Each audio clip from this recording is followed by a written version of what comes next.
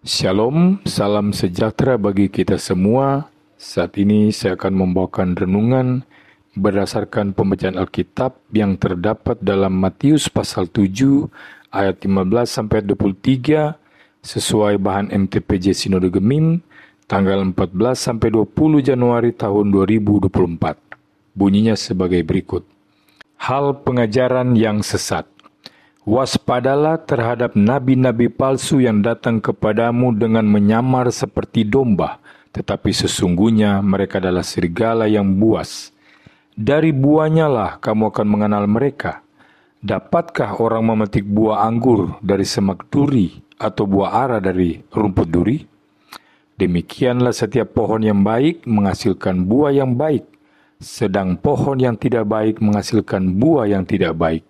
Tidak mungkin pohon yang baik itu menghasilkan buah yang tidak baik, ataupun pohon yang tidak baik itu menghasilkan buah yang baik.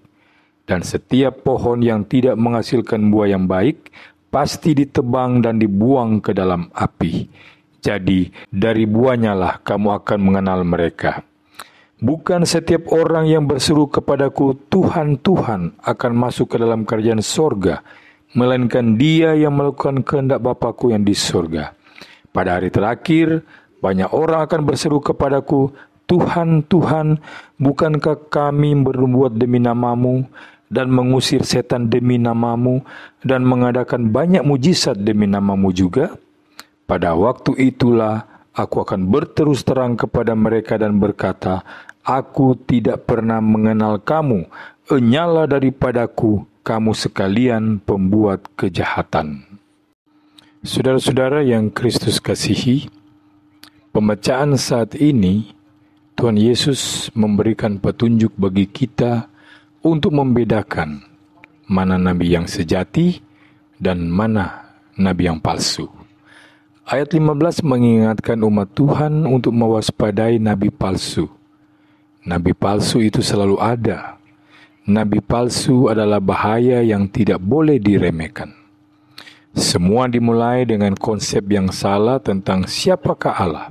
Konsep ini masuk lalu mulai mengubah seluruh pengenalan yang benar, merusak ibadah yang sejati, dan akhirnya membuat kehidupan umat Tuhan rusak secara moral.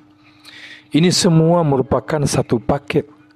Tidak ada moralitas yang bisa dipakai tanpa adanya pengenalan akan kebenaran Tuhan. Itulah sebabnya iblis sangat senang memasukkan pengajaran-pengajaran yang sesat sehingga umat Tuhan gagal mengenal Tuhan dengan cara yang benar. Siapa yang meremehkan doktrin dan tidak mau berjuang untuk mengenal doktrin yang benar, maka mereka sedang meremehkan kekuatan ajaran palsu untuk merusak gereja. Sekali lagi ayat 15 mengatakan bahwa hal yang paling berbahaya dari ajaran palsu adalah mereka disebarkan di tengah-tengah gereja oleh orang-orang yang menyamar menjadi domba. Pura-pura saleh, pura-pura cinta Tuhan, pura-pura rohani, dan bahkan pura-pura menjadi pengajar yang tulus dan benar. Lalu jika nabi-nabi palsu ini, pengajar-pengajar sesat ini telah masuk ke dalam menyamar sebagai domba, bagaimana kita bisa membedakan mana yang benar dan mana yang palsu? Di dalam ayat 23 dikatakan bahwa Tuhan Yesuslah yang akan membongkar kepalsuan mereka pada waktu hari terakhir. Ini berarti Tuhan Yesus adalah standar dari pengajar firman yang sejati. Siapa yang tidak mengikuti Tuhan Yesus adalah nabi yang palsu. Tetapi pertanyaannya, apakah kita harus menanti sampai penghakiman akhir baru tahu mana yang nabi yang palsu? Tidak demikian. Ayat 16 mengatakan, nabi palsu akan menghasilkan buah yang menunjukkan siapa mereka sesungguhnya. Apakah buah yang dimaksud? Buah yang dimaksud adalah ketaatan kepada Tuhan Yesus. Siapa yang taat kepada Tuhan Yesus berarti taat kepada Bapa di surga. Siapa yang taat kepada Tuhan Yesus juga berarti meneladani cara hidupnya. Hal yang paling utama yang harus dimiliki dari Tuhan Yesus adalah Dia meninggikan Bapa di surga. Dan siapa yang meninggikan diri sendiri, itulah mereka nabi palsu. Siapa yang mencari kemuliaan bagi diri sendiri, pastilah mereka palsu. Siapa yang meninggikan Kristus, dialah pengajar yang sejati. Inilah hal pertama yang harus kita lihat. Apakah Allah yang ditinggikan? Apakah Kristus yang ditinggikan? Atau diri sendiri yang ditinggikan? Diri sendiri yang diagungkan? Orang-orang yang melayani, bekerja, berkhotbah, melakukan apapun untuk memperkaya diri, menempatkan diri sebagai pribadi yang harus diagungkan, tidak pernah belajar mengosongkan diri dan menyangkal diri bagi Kristus, maka mereka adalah nabi palsu. Hal kedua, menaati Kristus berarti mendengarkan firman-Nya. Siapa yang tidak mengajar firman Tuhan dengan konsisten dan dengan tepat, mereka adalah palsu. Siapa yang hanya mencomot ayat, kemudian memutarbalikkan arti sesukanya sendiri, mereka adalah palsu. Di dalam Yesaya pasal 29 ayat 13 sampai 14 dikatakan bahwa umat Tuhan menjalankan ibadahnya dari ajaran manusia yang dihafalkan. Dan karena mereka melakukan ibadah dengan cara seperti itu, maka Tuhan menghukum mereka dengan membiarkan mereka di dalam kesesatan mereka. Mereka akan semakin sesat dan semakin rusak. Mereka akan semakin kacau dan semakin aneh. Ajaran palsu akan dibiarkan Tuhan menjadi makin rusak dan makin kacau. Dan ini sangat mengerikan. Jangan biarkan diri kita ditipu oleh ajaran-ajaran palsu. Pertanyaannya, bagaimana caranya supaya kita tidak ditipu? Ya, tidak bisa lain. Kita harus belajar firman Tuhan dengan sebaik mungkin, membaca Alkitab dan memahami dengan benar, belajar dengan kerenan hati di hadapan Tuhan, dan mohon kepada Tuhan dalam doa agar apa yang diajarkan oleh firman Tuhan benar-benar dipahami dengan benar dan tepat. Hal ketiga, nabi palsu akan mempunyai kehidupan yang rusak secara moral. Harta, hawa nafsu, semua kecemaran hidup di dunia akan makin lama makin terlihat. Ini hal yang tidak bisa disembunyikan.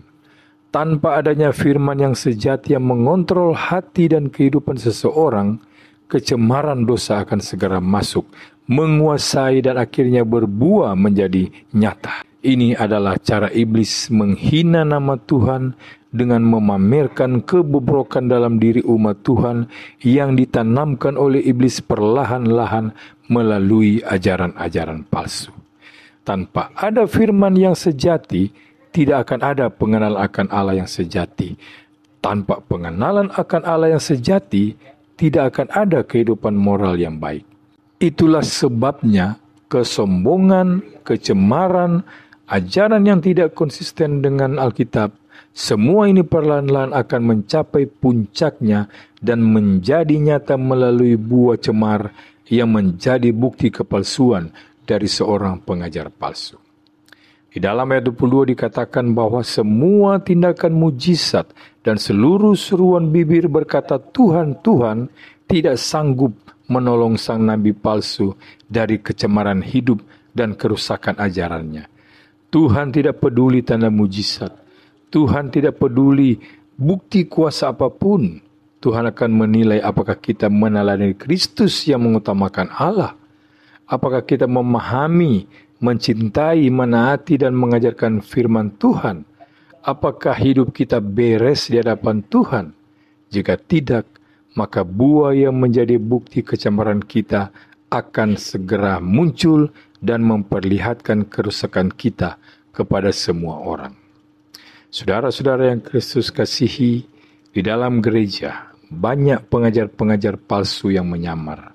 Selain ajaran mereka yang tidak konsisten dengan seluruh pengajaran Alkitab, kerusakan hidup mereka perlahan-lahan mulai terbongkar.